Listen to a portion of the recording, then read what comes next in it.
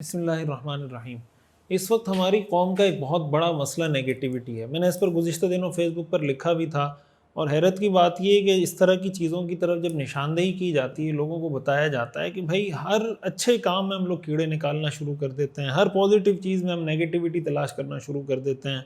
ہمارے ہاں اس میں جو بہت بڑا کردار ہے نا، وہ میڈیا کا کردار ہے کہ میں کچھ عرصہ پہلے ریحان اللہ والا صاحب کی ایک ویڈیو دیکھ رہا تھا، تو وہ بتا رہے تھے کہ ہمارے ہاں اگر گٹر کا ڈھکن مسنگ ہے یہ تو نیوز ہے، لیکن اگر گٹر کا ڈھکن موجود ہے یہ نیوز نہیں ہے۔ یعنی ہمارے ہاں نیوز ہونے کے لیے سٹینڈرڈ یہ ہے کہ اس میں کوئی نیگیٹیوٹی ہونی چاہیے۔ اگر کوئی پازیٹیو چیز ہے، ہمارا میڈیا اس کو ہائی لائٹ نہیں کرتا، ہمارا میڈیا اس کو لوگوں کے سامنے پیش نہیں کرتا۔ اور میڈیا سے ہٹ کر آج کل تو سوشل میڈیا ہے، ہر آدمی سمجھے میڈیا پرسن بنا ہوا ہے، ہر آدمی صحافی بنا ہوا ہے۔ اس میڈیا کی وجہ سے ہمارا مزاج بھی یہ بن گیا، ہم سوشل میڈیا پہ بھی یہی کر رہے ہوتے ہیں۔ بھائی دیکھیں، ساری شر اور ساری خیر اللہ تعالیٰ کسی جگہ جمع نہیں کرتا۔ کہ ایک مثال کے طور پر ہم کسی شخص کے بارے میں جب یہ کہتے ہیں نا کہ یار یہ نیک آدمی ہے، تو اس کا مطلب یہ نہیں ہوتا کہ یہ 100% نیک آدمی ہے۔ اس کا مطلب یہ ہوتا ہے کہ یار اس کی نیکیاں 55% ہیں، 60% ہیں، 65% ہیں، باقی 35% اس میں برائیاں یا گناہ گار ہیں۔ اسی طرح ہم کسی شخص کے بارے میں اگر یہ کہتے ہیں یار یہ بہت برا آدمی ہے، تو برا آدمی ہونے کا مطلب یہ نہیں ہوتا کہ 100% برا ہے۔ وہ برا ہونے کا مطلب بھی یہی ہوتا ہے کہ بھائی 55% برا ہوگا، 60% ہوگا، 65% ہوگا، باقی 30%، 35%، 25% اس میں بھی اچھائیاں ہوتی ہیں، بھلائیاں اور خیر کی خوبیوں کی بہت ساری چیزیں اس میں بھی موجود ہوتی ہیں۔ خالص خیر ہی خیر وہ اللہ تعالیٰ نے فرشتوں میں رکھی ہے، خالص شر ہی شر وہ اللہ نے شیطان میں رکھا ہے۔ انسان نہ فرشتہ ہے، انسان نہ شیطان ہے۔ ہم جب کسی کی تعریف کرنا شروع کرتے ہیں اس کو فرشتہ بنا دیتے ہیں، کسی پہ تنقید کرنا شروع کرتے ہیں اس کو شیطان بنا دیتے ہیں۔ اور حیرت کی بات یہ ہے، یعنی اس کو آپ نمک حرامی کہہ لیں، کچھ بھی کہہ لیں، ہم پاکستان میں رہتے ہیں، پاکستان ہمارا ملک ہے، پاکستان نے ہمیں پہچان دی ہے، پاکستان میں ہم آزادی کے ساتھ دین پر عمل کرتے ہیں۔ یہ بات کریں تو پتہ نہیں، مجھے حیرت ہوتی ہے کہ ویسٹ کے بہت سارے لوگ کمنٹ کرنا شروع کر دیتے ہیں کہ جی ہمیں آپ سے زیادہ آزادی ہے، ویسٹ میں دین پر عمل کرنے کی آزادی ہمیں آپ سے زیادہ ہے، ہم آپ سے اچھے طریقے سے دین پر عمل کر رہے ہیں۔ تو کیا آپ گراؤنڈ ریالٹی جس طریقے سے کھل کر دین اسلام کی تشریح، اس پر گفتگو، اس پر ڈسکشن یہاں ہو سکتی ہے، کیا آپ ویسٹ میں کر سکتے ہیں؟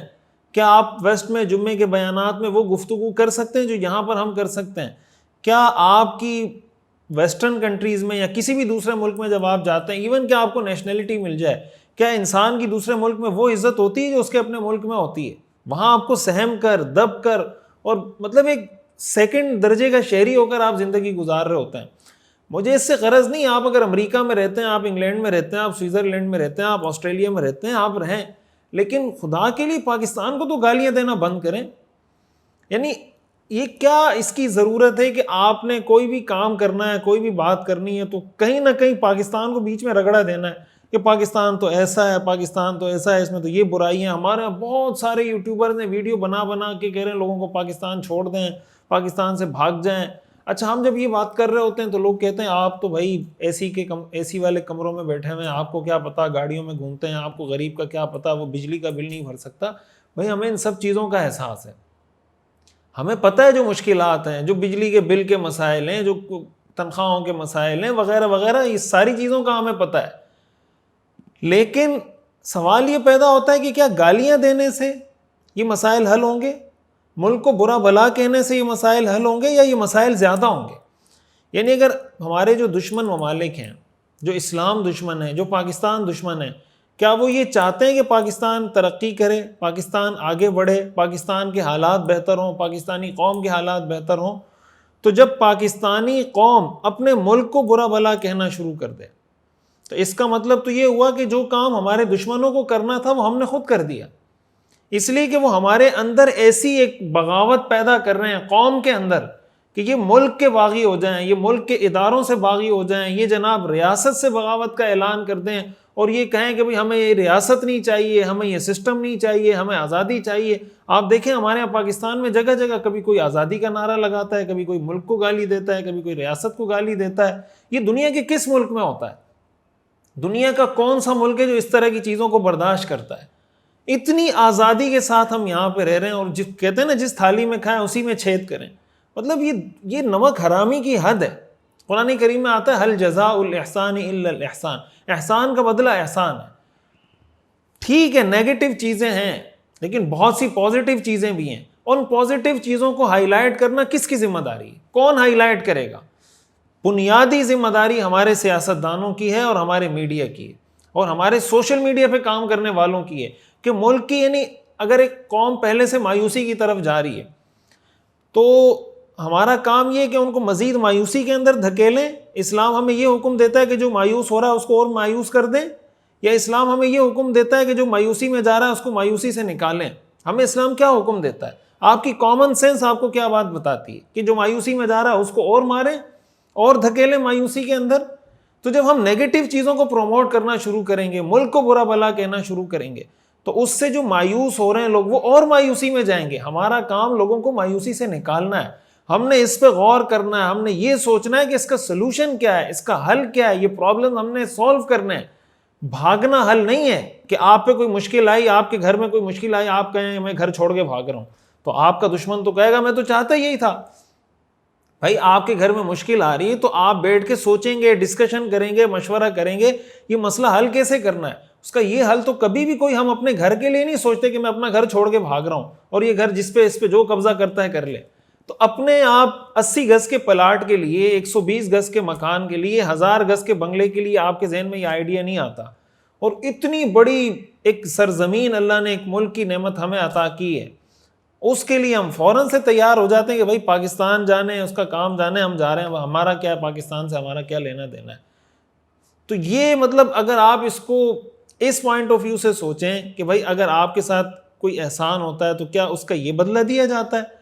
اور اگر کہیں کسی گھر میں کوئی مشکل آ جائے، پاکستان ہمارا گھر ہے، ایز اے نیشن ہمارا گھر ہے، اگر کہیں کوئی مشکل آ جائے تو اس کا یہ حل ہوتا ہے کہ آپ لوگوں کو اکسانا شروع کر دیں.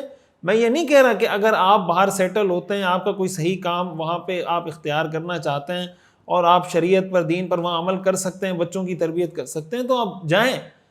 لیکن پاکستان سے لوگوں کو متنفر کرنا، یہ کون سے ملک کی، پاکستان کی کون سی خدمت آپ کر رہے ہیں؟ اس سے فائدہ کیا ہو رہا ہے سوائے نقصان کے؟ اس کا مجھے بتائیں، اور اس کا اثر کیا ہو رہا ہے معاشرے پر؟ تو ملک کے خلاف اس طرح کی نیگیٹیوٹی پھیلانا اور ملک کے خلاف لوگوں کو اکسانا اور جناب یہ کہنا کہ آپ بغاوت کر دیں. ہمارے یہاں بہت سارے ایسے اسکالرز آئے ہیں جو لوگوں کو کہہ رہے ہیں کہ بھائی نظام سے بغاوت کرو، یہ کر دو، وہ کر دو. صرف جس کو کہتے ہیں نا باتیں کرنا، باتیں کروا لو کسی سے بھی کوئی. جن جن ملکوں میں مسلمان اقوام نے اپنی حکومتوں کے خلاف، ریاستوں کے خلاف بغاوت کی ہے، آج آپ جا کے دیکھ لیں ان کے حالات کیا ہیں. اس کا فائدہ مسلمانوں کو ہوا ہے یا اس کا فائدہ مسلمان دشمن قوتوں کو ہوا ہے؟ آپ پوری اسلامی تاریخ اٹھا کر دیکھیں، پوری اسلامی تاریخ اٹھا کر دیکھیں تو آپ کو یہ چیز واضح نظر آئے گی. تو اس طرح کی باتوں پہ لوگوں کو اکسانے کی کوشش کرنا کہ جناب یہ نظام تو بالکل ناکام ہو چکا ہے، بھائی ٹھیک ہے بیٹھیں، اس کا حل کیا ہے؟ تعلیمی نظام اس کا حل ہے تو تعلیمی نظام کو بہتر کریں، نصاب کو بہتر کریں. قوموں کے حالات دنوں میں تو تبدیل نہیں ہوتے، قوموں کے حالات کے لیے تو بہت دہائیاں چاہیے ہوتی ہیں، 10 سال 20 سال 30 سال 40 سال اس پہ محنت کی جاتی ہے. جو اس کا تھنک ٹینک ہوتا ہے، جو اس کے سوچنے والے دماغ ہوتے ہیں، جو اس کے اعلیٰ دماغ ہوتے ہیں، جو اعلیٰ کارکردگی دکھانے والے لوگ ہوتے ہیں، وہ بیٹھ کے سوچتے ہیں، اس کا حل نکالتے ہیں. تو ہم نے بحیثیت قوم اپنے ملک کو اس منجدار سے، اس مشکل سے نکالنے کے لیے کوشش کرنی ہے، اور آئینی اور قانونی اور دینی طریقے سے کوشش کرنی ہے تاکہ ہم اس ملک کی سٹیبلٹی کے لیے، اس کی ترقی کے لیے، اس کے استحکام کے لیے ہم کوئی کردار ادا کر سکیں. اور یہ بات یاد رکھیں کہ جو ملک کے خلاف نیگیٹیوٹی پھیلاتے ہیں، ریاست کے خلاف نیگیٹیوٹی پھیلاتے ہیں، چاہے وہ کوئی سیاستدان ہو، چاہے وہ کوئی حکمران ہو، چاہے وہ کوئی میڈیا ہو، چاہے وہ کوئی چینل ہو، چاہے وہ کوئی پرسنالٹی ہو، چاہے وہ کوئی گروپ ہو، چاہے وہ کوئی جماعت ہو، جو آپ کو ملک کے خلاف بغاوت پر اکسا رہا ہے، جو آپ کو ملک کے خلاف نیگیٹو آپ کا مائنڈ بنا رہا ہے، وہ حقیقت میں نہ آپ کا خیر خواہ ہے، نہ آپ کے بچوں کا، نہ آپ کے مستقبل کا خیر خواہ ہے، وہ آپ کا دشمن ہے. یہ بات آپ کو شاید ابھی سمجھ نہ آئے، لیکن خدا نہ خواستہ جب پانی سر سے گزر جائے اور جب انسان اس کیفیت میں چلا جائے جس میں ہماری مسلمان بہت سارے ممالک کی قومیں چلی گئیں اور ان پر غیروں کا قبضہ ہو گیا، تسلط ہو گیا، وہ خون کے آنسو روتے ہیں کہ بھائی ہمارا وہ ملک ٹھیک تھا، ہمارا وہ حکمران ٹھیک تھا، ہمارا وہ سیٹ اپ ٹھیک تھا، اب تو ہم جینے کے قابل نہیں رہے، تو ہماری زندگی اجیرن ہو گئی۔ تو آپ کیا سمجھتے ہیں اس طرح کی باتیں کرنے سے آپ کا بجلی کا بل ادا ہو جائے گا، آٹا سستا ہو جائے گا، آپ کے مسائل حل ہو جائیں گے؟ مسائل تو حل ہوں گے بیٹھ کر سوچنے سے، پھر اس کے لیے عملی قدم اٹھانے سے۔ تو جو آپ کو ملک کے خلاف متنفر کر رہا ہے، ریاست کے خلاف متنفر کر رہا ہے، ریاست اور ملک کے خلاف آپ کو کھڑا کر رہا ہے، وہ نہ آپ کا خیر خواہ ہے، نہ ملک کا خیر خواہ ہے، نہ آپ کی آنے والی نسلوں کا خیر خواہ ہے۔ اس ملک کی ترقی کے لیے ہم نے کوشش کرنی ہے، اپنا کردار ادا کرنا ہے۔ اللہ تعالیٰ اس ملک کو ان مشکلات سے نکالے اور ہمیں اس کے لیے اپنا کردار ادا کرنے کی توفیق عطا فرمائے۔